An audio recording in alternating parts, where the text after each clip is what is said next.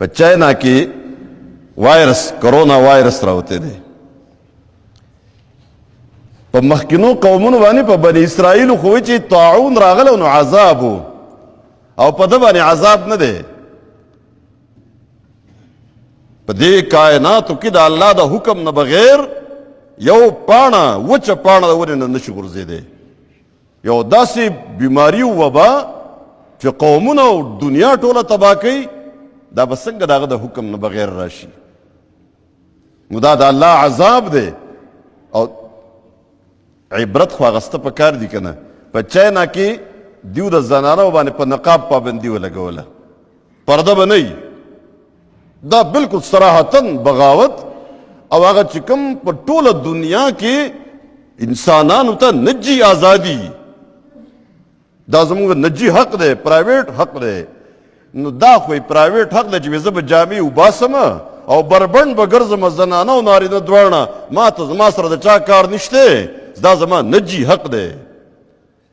لیکن په چاینا کې د زنانو په نجی حق چې پردم د هغې نجی حق دی که نه، پابندي ولګېده. نو نن په چاینا کې یوازې زنانو نه، نارینه هم خولې ته نقاب اچولی دی. نو د کرونا وائرس د یرې خو تا نقاب واچو، لیکن دا الله د یرې وانچو. او نن دا وائرس دا چې د څه نه پیدا شوی که نه، الله چې څه حرام کړي دي نو چینیان ټول هغه حرام خوري. نو انجام راووتو که نه، نن ټولې دنیا ته د چاینا نه خطره ده.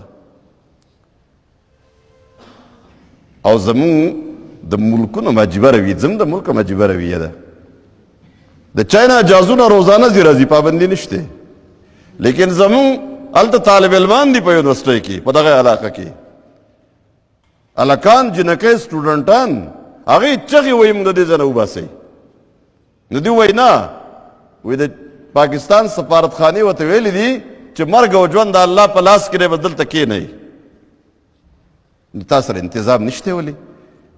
دغه بچي بچي او بچیانې ټول هغه ځای نه راوباسئ، ټسټونه وکئ، باقاعده د میډیکل پروسس نه تیر کئ. لیکن هغه بچي خپل وطن ته راولئ که نو ستاسو بچي نه دي. د قوم د بچو د بچیانو حفاظت چې کوم هلته د علم د حصول دپاره تللي دي، او ذمه داري ده که نه.